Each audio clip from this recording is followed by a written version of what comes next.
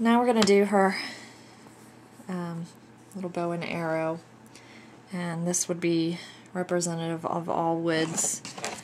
I'm going to make the ends very dark, so I'm using, actually I got the wrong one here, E47 will be my darkest brown, and just a little bit of this.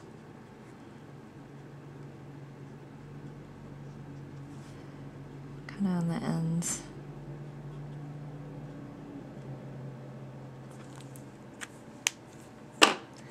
And then I'm going to take my E25,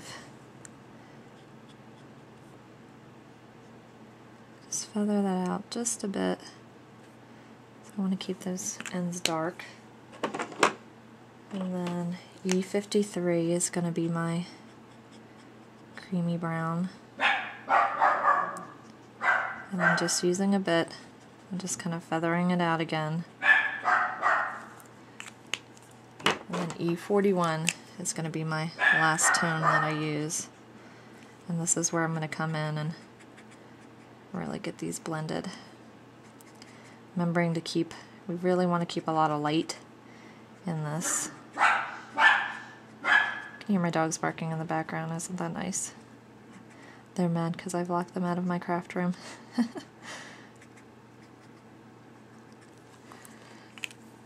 We all have a little bit of cabin fever after getting 60 so inches of snow in the past 5 days. So I think we're all feeling a little antsy. And again, I'm going to take my W3 and I'm going to shadow what I've done.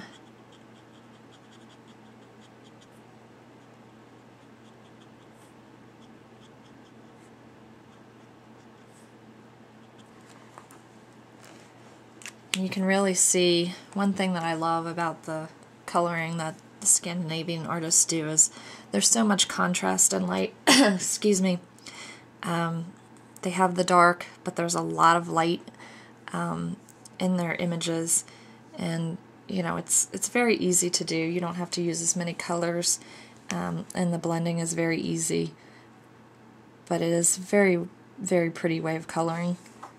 So we've done her little bow there. Now I'm going to move on to her arrows, and I'm going to go a little bit darker, and I'm using R22, and I'm just adding just a little bit.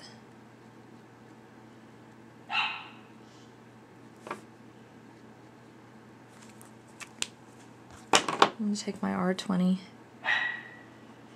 and just feathering it out just a little bit more, just a tad, because I want to leave room for my lightest color, which this time is going to be my R00. And again, like I said, with this cardstock, it's called One Sheet Wonder by Couture cardstock.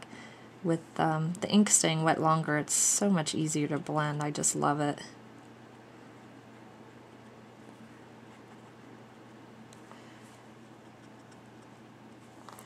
And there's her little hearts. I'm going to go ahead and do her. This is kind of like her little strap. And this is E42 that I'm using here. And I'm going to take my E41. I don't really want it to take away from everything. And I'm going to go, I realize I forgot to do her little headband here. So R20 being my darkest. And again, the least amount that I'm using. Then R00. And then R quadruple 0. Just a little bit. And again, my W3 to just shadow that.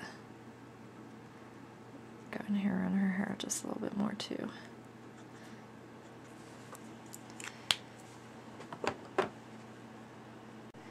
Okay, and the last coloring I'm going to do is her arrow bag and the arrow point. And I'm using C5. And this is going to be my darkest. I'm not going to use a lot. And I'm almost making just a little feathering because I want to keep, I want it to look like it is round. You know, the sack has a little bit of roundness to it. So now I'm taking C1. Again, going over what I've done and just feathering out just a little bit, because you do want that contrast. And then this is C00. And I'm just going to kind of feed in that. I'm taking my warm gray, W3. I'm going in those edges.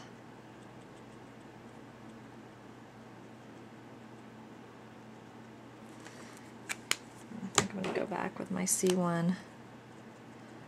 Just almost dabbing some color in there. I'm also going to color these little arrows. This is E25.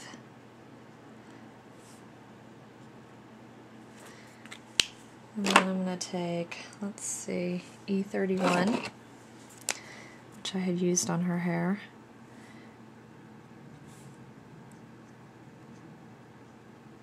And just finish those up a bit.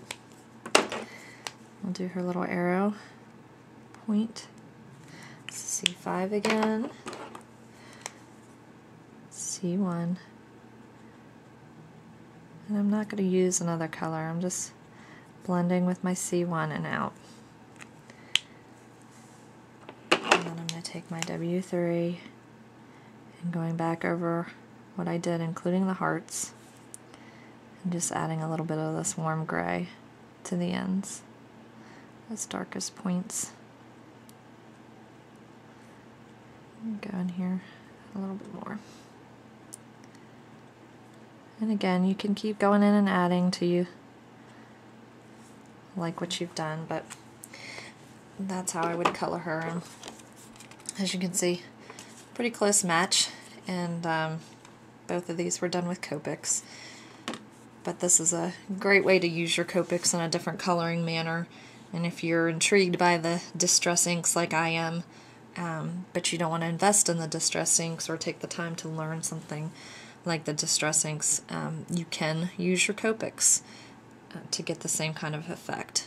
And I'll be doing another video with a different kind of image using blue and purple tones very soon, so you can get a range of different colors. And we'll also do the next hair color, a blonde, so you can see how to do that.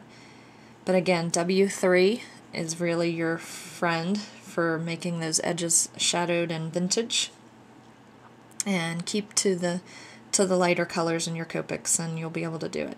So I hope you enjoyed this, and again, I will have another video coming up. If you keep track of me on my blog, I will make sure that I announce when that's done. So thanks for visiting. Bye.